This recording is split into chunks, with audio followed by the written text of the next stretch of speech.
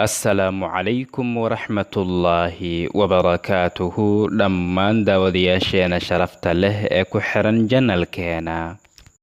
Bilowgii noloshiisa wuxuu ahaa nin lunsan oo daroogada caba oo caasi ah. Sidoo kale wuxuu ahaa nin dulmi badan oo dadka xaqooda cuna. Sidoo kale wuxuu ahaan jiray nin ribadana cuni jiray oo dadkana u gacan qaadi jiray. Wuxuu samayn jiray nooc walba oo dulmi ah. Sidoo kale wuxuu samayn jiray nooc walba oo macaasi ah. Wuxuu ahaa nin aad u faajirnimo badan oo dadku ay la yaabi jireen macaasidiisa. Ugu dambeyntii wuxuu noqday nin habeenka intiisa badan oo hinku dhammaysta. Wuxuu oran jiray: Ilaahi, anta waxdaka alladii yaclamu saakina aljannati min saakini annaar. Fa ayu rajulayni ana? Ilaahayow, adiga keligaaga ayaa ah kan kala garanaya qofka jannada degi doona iyo qofka naarta degi doona. Haddaba midkee baan anigu ahay? Allaahumma jacalnii min sukkaani aljanna walaa tajcalnii min sukkaani annaar.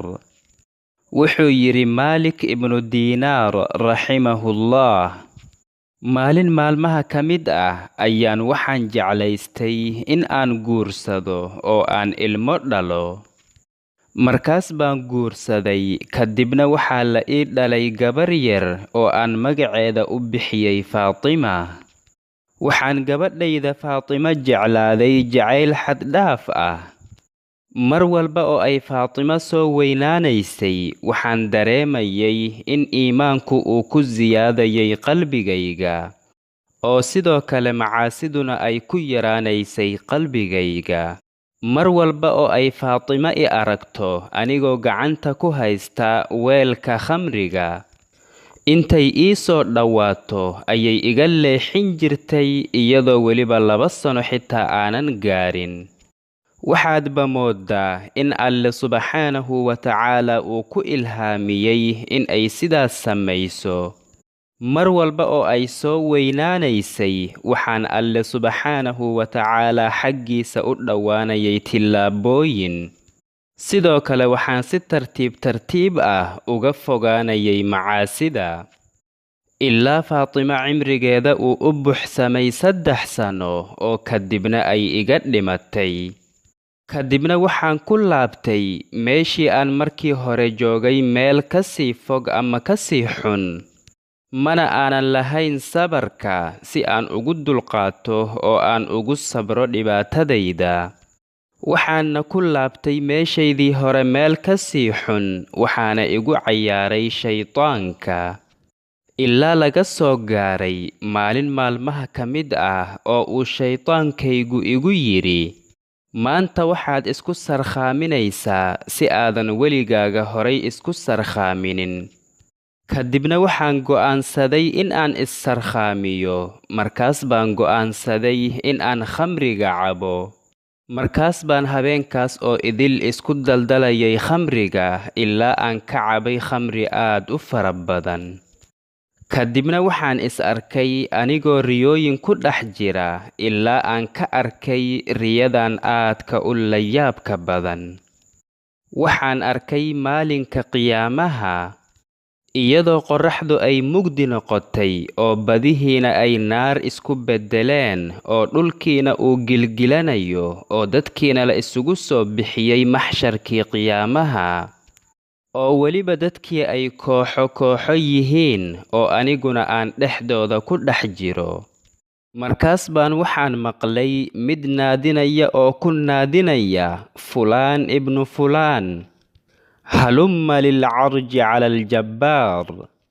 Hebelow kaale si aad u soo hor istaagto rabbigaaga si lagula xisaabtamo. Markaas baan waxaan arkay hebelkii loo yeerayay oo wejigiisu uu aad u madoobaaday cabsida iyo argagaxa awgeeda. Ilaa aan ka maqlay mid naadinaya oo magacayga ku naadinaya oo dhahaya: halumma lilcarji cala aljabbaar. U kaalay si aad u soo hor istaagto rabbigaaga oo lagula xisaabtamo. Waxaa hal mar iga wada qarsamay dhammaan dadkii hareerahayga ku sugnaa.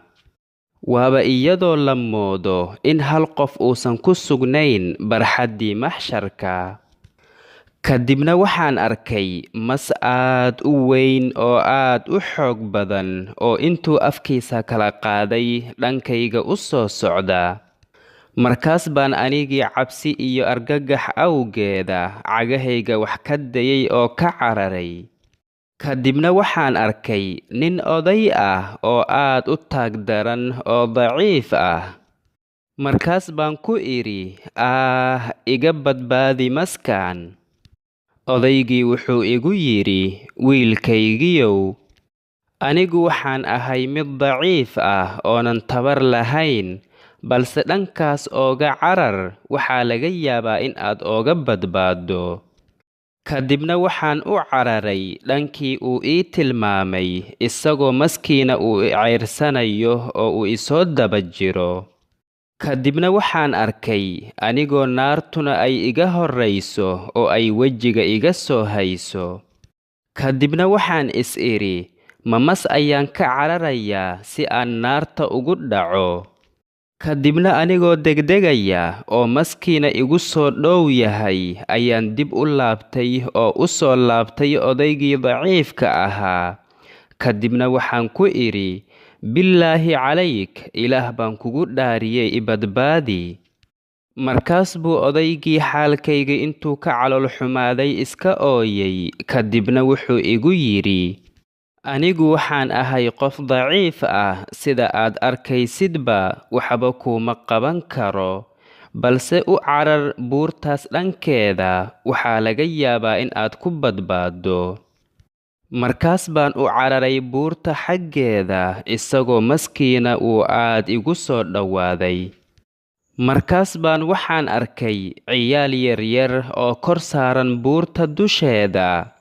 Kadibna waxaan maqlay iyagoo dhahaya, yaa Faatima, adrikii abaaki, yaa Faatima, adrikii abaaki.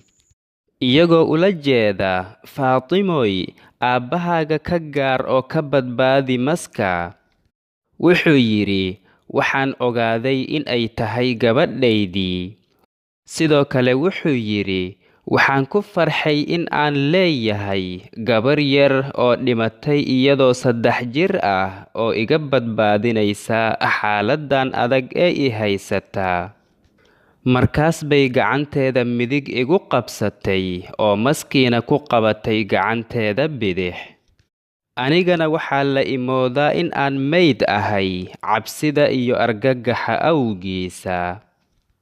Kadibna waxay ila soo fadhiisatay qolkayga sidii ay iila fadhiisan jirtay markii ay adduunyada joogtay.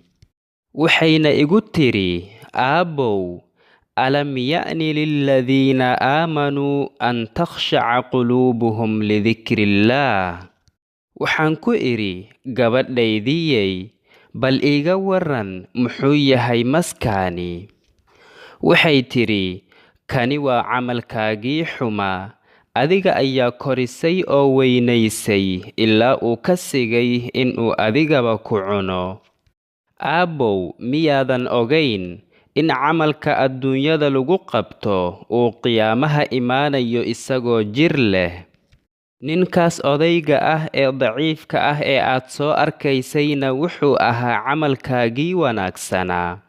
Adiga ayaa dayacday oo daciifisay aabbow ilaa uu la ooyay xaalkaaga oo uu ka awoodi waayay in uu waxba kuu qabto. Haddii adigu aadan aniga i dhali lahayn oo anigu aanan dhiman lahayn anigoo yar, maanta ma aadan heli lahayn hal shay oo ku anfaca. Maalik wuxuu yidhi, waxaan hurdada ka soo toosay anigoo ku qaylinaya, qad aana yaa rabbii, qad aana yaa rabbii. Nacam, ألم يأن للذين آمنوا أن تخشع قلوبهم لذكر الله وما نزل من الحق markaas baan intaan qubaystay u soo baxay salaadii subax anigoo doonaya in aan towbad keeno oo aan u soo laabto Alle subxaanahu wa tacaala xaggiisa. Kadibna waxaan soo galay masaajidka, isla markaasna waxaan arkay imaamkii oo akhrinaya isla aayaddii naftirkeeda. ألم يأن للذين آمنوا أن تخشع قلوبهم لذكر الله وما نزل من الحق. wuxuu yidhi markaas baan ishayn waayay oo aan aad u ooyay. kaasi wuxuu ahaa Maalik ibnu Diinaar raximahullah. wuxuu ka mid ahaa a'immadii taabiciinta. wuxuu ahaa nin habeenka intiisa badan oo hinku dhammaysan jiray. wuxuu maalin walba masaajidka albaabkiisa istaagi jiray isagoo naadinaya oo dhahaya: ayuhal cabdul caasi cud ilaa mawlaak, ayuhal cabdul ghaafil cud ilaa mawlaak, ayuhal cabdul haarib cud ilaa mawlaak. addoon walba oo caasiga ahow u toobadkeen rabbigaaga. addoon walba oo ghaflada ku jirow u toobadkeen rabbigaaga oo u soo laabo. mawlaaka yunaadiika billeyli wannahaar. rabbigaa waa uu ku yeerayaa habeen iyo maalin walba oo wuxuu ku leeyahay: من تقرب مني شبرا تقربت إليه ذراعا. qofkii ii soo dhowaada taakada in la eg waxaan u soo dhowaadaa in la eg dhudhunka. waman taqarraba ilaya dhiraacan taqarrabtu ilayhi baaca. qofkii in la eg dhudhunka ii soo dhowaadana waxaan u soo dhowaadaa in la eg tillaabada. waman ataanii yamshi ataytuhu harwala. qofkii isagoo socda ii yimaadana waxaan u imaadaa anigoo u ruclaynaya. as'aluka tabaaraka wa tacaala an tarzuqana at-tawbata wal-cafwa wal-maghfira والثبات على الحق واليقين والتوحيد حتى الممات وحتى نلقاك يا رب العالمين.